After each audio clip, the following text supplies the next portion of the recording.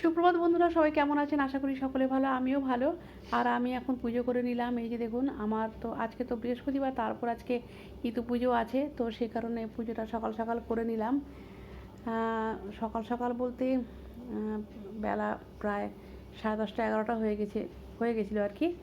তো আর এই যে দেখুন, পুজো করেছি, আর আমারও ফল কাটার বটিটা ভেঙে গেছে, সে কারণে ফল দিতে পারলাম না আজকে।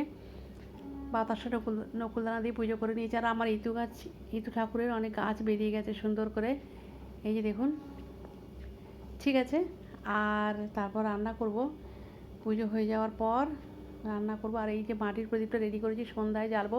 এখন এই প্রদীপটা জ্বেলেছি, তারপর রান্না করছি বাঁধাকপির তরকারি, পালং শাকের তরকারিটা করে ফেলেছি।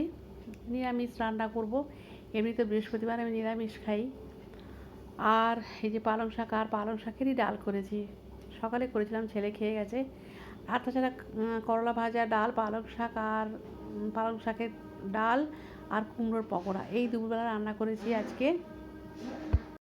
এটা হাজব্যান্ডের ভাতটা রেডি করেছি। ঠিক আছে,